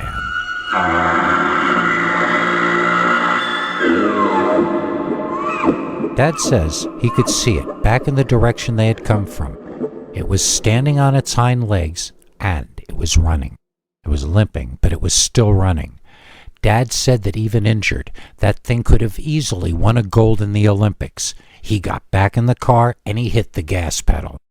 Mom says she screamed nonstop as Dad tried to speed out of the forest on icy roads lit only by the full moon, with no brakes to slow down on turns. She says they drove for a half hour, with the Dogman always the same distance behind them. Dad says it was probably more like 4 or 5 minutes, but every second felt like an hour, because time slows down when you think you're going to die. Inevitably, Dad eventually turned left when he should have turned right, or maybe he just hit a bad patch of ice. One way or another, the car spun out of control, and it was all Dad could do to arrest its momentum by slamming sideways into a tree. The right back of the caddy was now wrapped around the tree. Even if he could get the engine started again, he'd never get the car to move from that spot. So he climbed out and helped Mom do the same. Looking back, they could see the monster Dogman heading toward them. It was close enough that they could hear its hoarse, labored breathing. Dad says he grabbed Mom's hand and pulled her with him off the road and into the forest. She asked him why they were going in that direction, and Dad said there was a police station on the other side of this patch of woods. Mom remembered there were also all those scary-looking people out wandering aimlessly back in that direction as well. It was one of those frying pan or fire choices. Dad wasn't sure he was doing the right thing, but he knew they had to keep moving. So, into the forest they went. Mom kept slipping in her high heels on ice patches and ripped her skirt when she fell on a rock. Her knee was, and she was crying, so Dad tried to carry her for a while. He was no athlete, and they had to keep stopping so he could catch his breath. Mom recovered a bit from her shock, tore some cloth off her hem, and wrapped it around her knee. She wanted to try walking on it herself, and so they continued toward the police station. Emerging from the trees, they realized they had made it back to the Skid Row area on the edge of town that they didn't know the name of. Mom says that the situation failed to normalize and got even more dreamlike. The two of them stepped into some sort of deep, wet mud. Mom's shoes remained in the mud behind her as she stepped out of them before realizing what she had done. Essentially, the same thing happened to my father, and now they found themselves out in the cold on a February night in their stocking feet, completely stuck in deep mud up over their ankles. Now, this part of the story would always set my mother off into a rant. She wanted to know how it would be possible for this deep, wet muck to even exist there on a night when all surface water was frozen. She slipped on ice, hurting herself several times. So how could she now be stuck in mud? Mud is made of water, and all the water that night had turned to ice. Mom doesn't like illogical things. It can exist and be part of her life, holding her feet in the ground, yet she will still refuse to accept. There's nothing reality could throw at my mother that she couldn't disagree with and rant about. Mom saw one of the aimless people who scared her earlier. She was so desperate, she waved to him and called out for help. He observed her through zombie-like eyes and then began shambling over toward the two of them. Dad says he felt his heart leaping out of his chest. He could see the police station right there, but he couldn't make a move toward it, being stuck in the mud with a shambling zombie approaching them from the front and a Dogman monster limping up from the rear. They were going to die within view of the police station on Valentine's Day night. Then the strangest thing happened. The zombie man's eyes opened wide and he stared in shock at something behind them. They didn't have to guess what it was. Then an even stranger thing happened. Instead of running away, the man ran toward them, grabbing them both and helping them extricate their feet from the impossible mud. Wordlessly, the three ran toward the police station as behind them the forest erupted with the noise of an immense beast hurling itself at its human prey. Then there was a big squishing sound as the monster sank deep, deep inside the mud, way up over its knees. Dad says he turned and saw the monster absolutely freaking out, flailing this way and that, and mud flying in every direction. He realized the mud wouldn't hold the monster indefinitely, so they made it inside as quickly as they all could manage. Inside, the local gentleman helped them explain the situation to the officer on duty, who treated them as if they were mud-covered lunatics. First he called someone over to lock up their rescuer for being drunk. Then the two of them got locked up in separate cells so that their parents could be called. Hours later, both families regrouped at the station. Mom and Dad were each on good terms with their parents, who were more concerned that they were covered in mud and lost their shoes than anything the police were telling them. By the time they got outside, they could see the monster was long gone. Had the police ever believed them enough to go look to see if the monster was there? They never found out. This event led to my parents taking their lives more seriously. Dad borrowed money from Grandpa to get Mom a ring the next day, and their adult lives began immediately thereafter. "It's a great thing to be childlike," Dad would always tell us sagely, "but that was the day when we stopped being childish." All our dreams could have ended that night, Mom told us. There might never have been a you and a you, she would say each year, touching us on the nose and making eye contact. That is why, whenever times got a little tough when we were kids, Mom or Dad would say, "It's still better than it might have been." We knew what they meant. Our parents could have been killed by Dogman, and we might never have had a chance to live at all. So, for our family, Valentine's Day was and is always a reminder to appreciate whatever you have, because it always could have been much worse. And to always love the people in your life, because you never know how much longer you'll have them to love. And these were lessons taught by the harshest instructor of all. These were lessons taught by Dogman. Hi, I'm Sophie American from Those American Girls, reminding you guys out there that Valentine's Day is also Madeline Starr's birthday, so please don't forget to wish her a happy birthday. Voice actors have feelings too, you know. Welcome to Scary Stories NYC on the Scary Good channel. Madeline Starr is still enjoying her birthday. Thank you all for your birthday greetings. I'm your old pal Bigfoot, filling in for her for a couple of episodes. I don't know about you, but what gets me through the cold, snowy, rainy months of the year is reading about the ball players showing up for spring training. Will Gary Sanchez come back from a bad season? Is Aaron Judge's wrist truly healed? Will the Mets be more competitive after their active off-season? All that sort of hot stove stuff, except now that it's February, we get pictures and articles and soon video of the guys as they get back in action. Well, it's no different with cryptids, as you'll see in this tale of Dogman and spring training, told by P.Q. Ribber as Dr. Death. Spring Training Dogman, as told to Peter Bernard, read by P.Q. Ribber.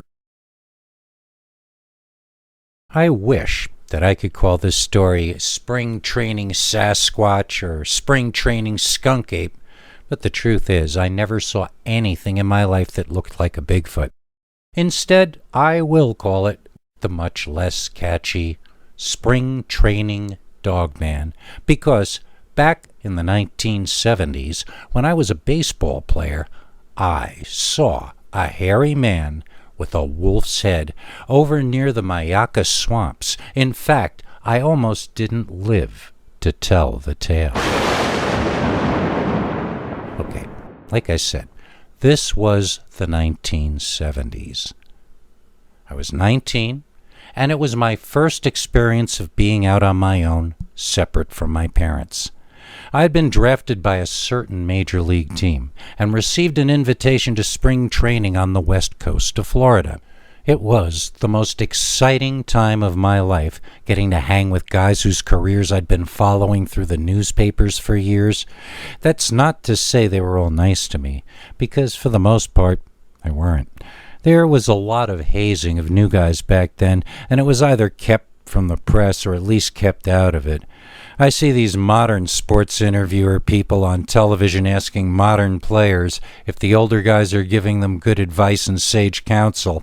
In my day, you were lucky when they only said hurtful things to you and didn't physically gang up on you in one manner or another. I was a small guy, as most infielders were in those days, so it seemed really funny to the team captains to pick on me harder than the other guys. Still, I was away from my parents on a major league team and with some cash in my pocket, begging to get spent. I made friends with two of the younger guys, and we went out looking for, well, let's just say we went out looking for a good time. And we found it. Florida that spring was warm, but the young women were even warmer, especially if you were a ball player.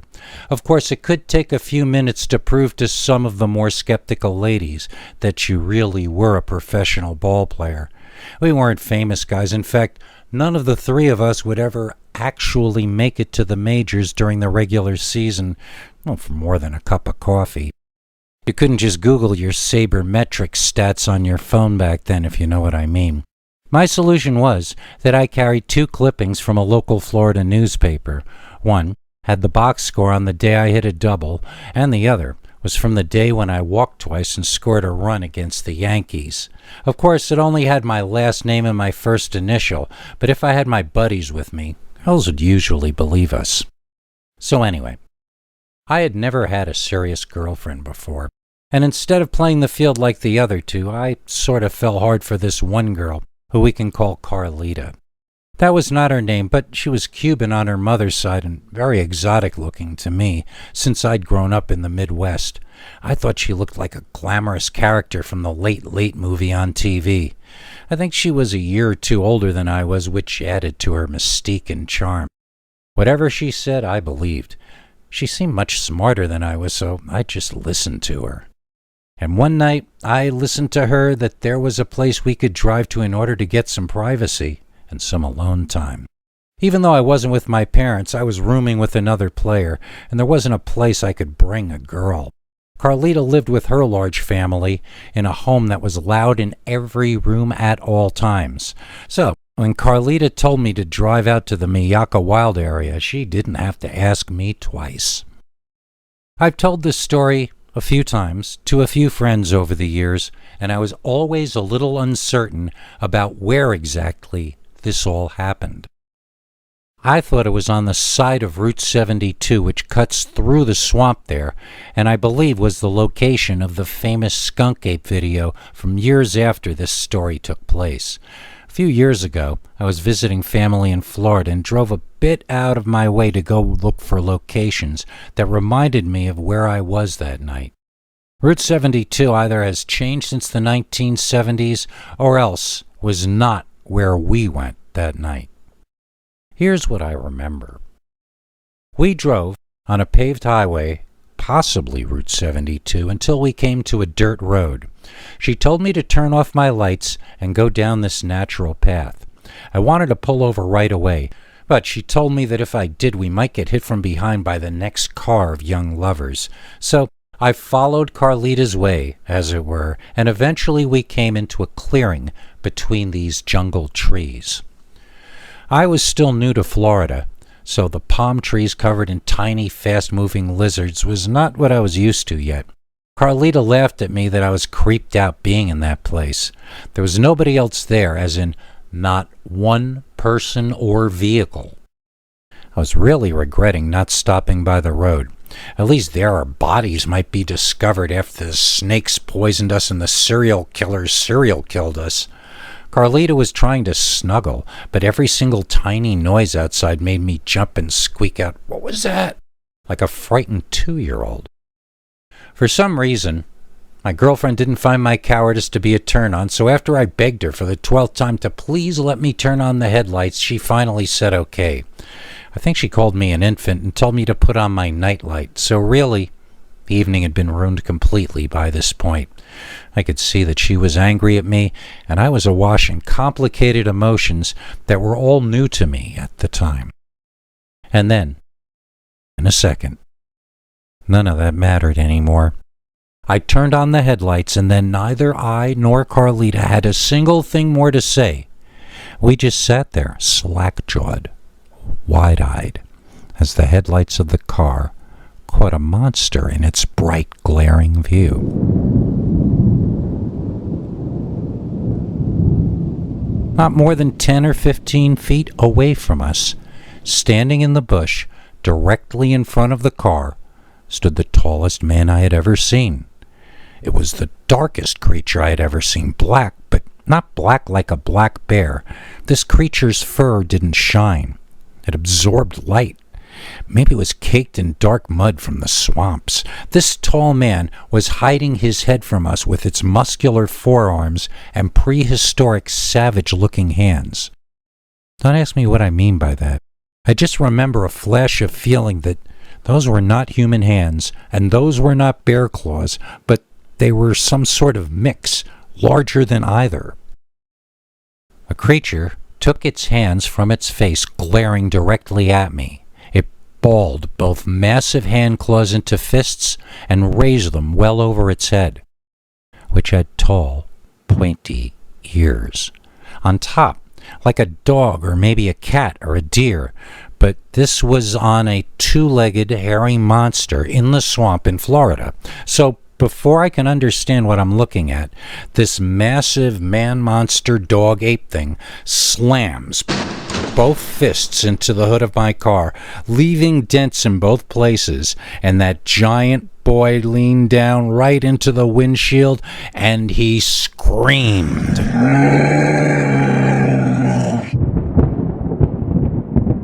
Carlita told me to kill the lights. So I did. Now I was completely blinded and couldn't see anything. I started to wonder if maybe I shouldn't automatically do everything Carlita told me to do anymore. I started the engine and was amazed when the engine turned over right away. I had been afraid that the creature might have wrecked the inside of my car as badly as he messed up its look. "Pull backward," ordered Carlita. Fed up, I hit the gas, moving forward. For those listening from the Humane Society, please note, no dogmen were injured during the making of this story. I saw it leap up on the hood and heard it run over the car and away behind us. Now I backed up quickly toward it, but it was already gone and off in the woods. Before Carlita could even order me to do so, I had gotten us back on whatever main road that was, and that's about all I remember about the incident. I think that was our last date or next to last. It's weird how something like that happening could kill you. It could get your name in the next David Paulides book, but when it doesn't, you can sort of just put it aside and get back to daily life. I mean, by the next afternoon, I was a lot more concerned with getting cut from the team than I was about a dogman in the swamps of Florida, so it becomes just a memory until we get older and look back over our entire life. We find that very few of the things that seemed so important back then still seem that way, and we find that a number of the incidents we shoved into the back of the closet and hid for fear of ridicule were perhaps the most important moments of all. This event was life-changing for me in so many ways. I became extremely particular about lovers' lanes after that, for one thing, and it taught me respect for nature for another, and it taught me the fear of Dogman. Stay tuned, we've got another story told by Nancy Livonian, starting right now. 1970s Pennsylvania Dogman, as told to Peter Bernard, read by Nancy Livonian. This is the true story of the time I saw the Pennsylvania Dogman. I kind of feel like Dogman guards the perimeter of your life, whoever you are. When you're about to cross the line, Dogman will be there to scare you back to the turf you are meant to be on. To me, the Dogman represents the living embodiment of fear. And now I'm going to explain why. Back when I was growing up, back in the 1970s, my parents fell out of love with each other. Conservative dad didn't want me wearing pants, so mom decided she was a woman's libber and threw out all my dresses to spite him. They fought for a few years, then abruptly split up. In some divorces, the parents battle over custody of the child. In my case, they fought to try to get the other one to take me. My father insisted a girl belonged with her mother, and my mom somehow convinced herself that the modern thing to do would be to make my father raise me. My dad got custody of me, which he didn't want, and he left me with his extremely old, extremely conservative, and extremely religious great aunt, who we will call Clystine.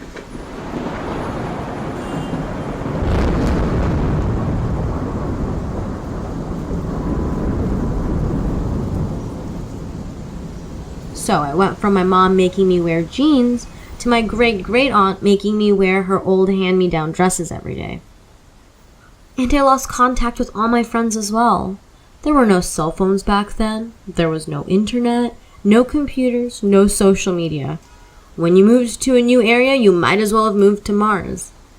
I was basically marooned out in the country with Aunt Clystine in her house by the woods, and there were no other kids that I knew of anywhere. At first, I hung around the house, helping her with the chores and learning how to sew. After a while, she encouraged me to go out and play, which I took to mean leave me alone for a while.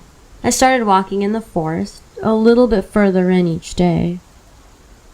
One night over dinner, Aunt Clystine gave me a lecture about the woods. "You know those woods are haunted, don't you?" she asked. I gave her a dubious look and she laughed. Aunt Clystine was strict and old-fashioned, but she had a good sense of humor and the mood was always light around her. "You be careful walking out there during the day, and you never go there at night," she warned. By day, the forest watches you and judges you. By night, it passes judgment and inflicts its ancient primeval justice.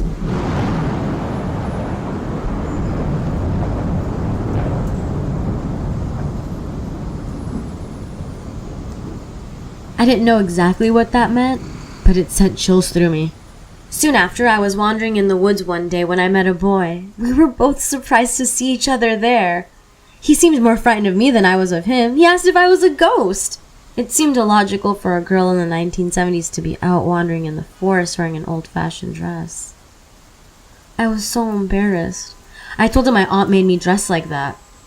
I hadn't cared before when it was just me and her, but now his presence made me feel like a dork. Relieved that I was a dork and not a ghost, he began flattering me about how pretty I was and how he wouldn't want me to change a thing. I threw dirt in his face because I thought he was making fun of me, and soon we were both throwing dirt at each other and laughing. I had always been the ugly duckling until then.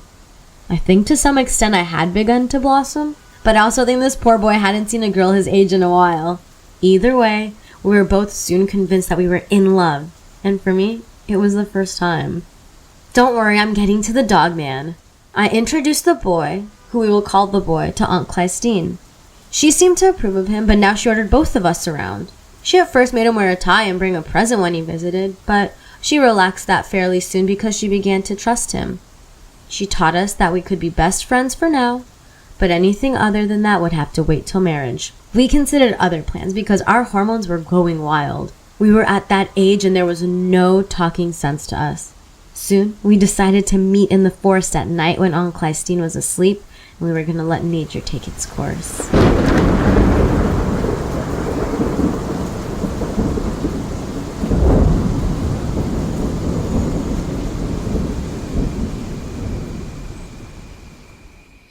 And so it was that we met in what was a romantic waterfall during the daylight hours. Somehow, being here at night and hearing an owl hooting and crickets chirping made the beautiful waterfall seem kind of dark, mysterious, and creepy. But the more frightened I got, the tighter the boy held me, and soon the only thing that mattered was that I was with him. Until we heard the crashing sound from the bushes behind us and to our right. We both gasped and instinctively ducked down to hide from whatever was coming toward us. We heard it breathing and we instantly knew it had to be something large. I tried to imagine what it might be. A bear? Maybe a wild pig or a deer? I had no idea. I didn't have to wait long to find out. The creature walked, on its hind legs mind you, right out of the bushes, smelling everything around it with its twitchy nose on the end of its long snout. It was a large dog, but it was standing up. The boy laughed and stood up too, calling the dog over. "Here, boy! You sure scared us. Come here, boy!" But the dog didn't come to him. Instead, it looked at him and kept breathing heavily. The smile left the boy's face, and we all just existed there for a moment, looking at each other. The more I saw, the less it looked like a dog to me, and the more it looked like a very tall man. Its arms were at its side, not in front like a dog's arms, and then its face turned angry. It bared its teeth and I heard it begin to growl. I fell to my knees and prayed, which was the main survival skill my great aunt had taught me. I prayed to God, swearing that if he let me survive this, I would save myself for marriage and never take a risk like this again. The boy didn't pray, though. The boy got angry. "Don't you growl at me, you mongrel!" He raised his hand as though he were going to slap the dog when the strangest thing happened. The dog stood up. Further. We thought it was standing up before, but really wasn't. At its full height, it was impossibly tall, probably twice our height or even more. And its legs were massive, like a professional wrestler's legs. This was no dog. This was a dog man. And the dog man leaned down toward us and barked out the most horrific sound I'd ever heard in my life.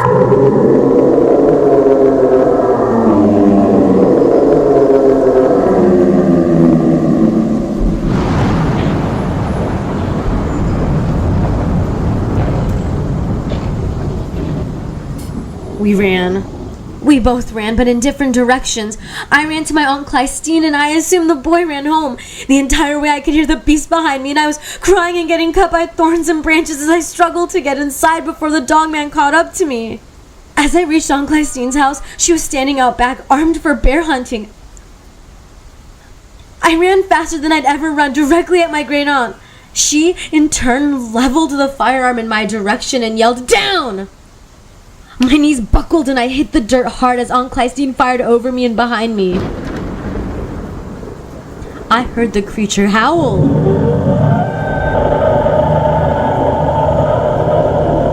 It crashed back into the woods and was gone. Aunt Clystine carried me inside. I was cut all over and weeping hysterically, but not really that hurt. We stayed up all night sewing and drinking tea, and we never discussed that incident ever again. Instead, my aunt sent me to college, and I got a job and happily married a business acquaintance. We have a son who is now grown and works out in California in show business. And in a very large sense, I owe my happy life not just to my Aunt Clystine, but also to the Dogman, guardian of the places we should not go.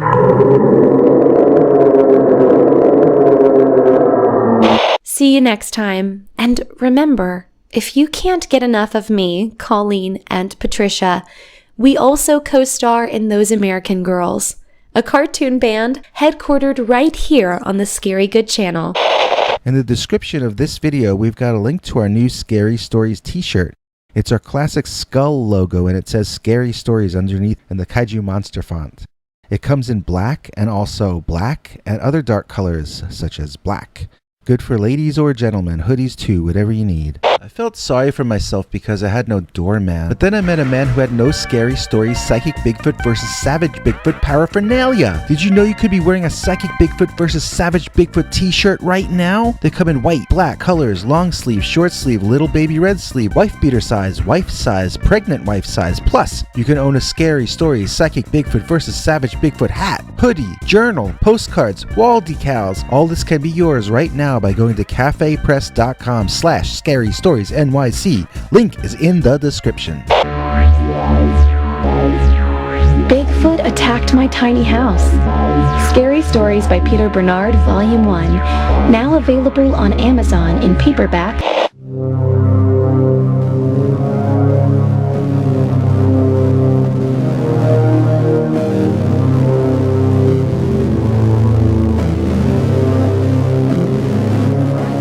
Come back for more Scary Stories.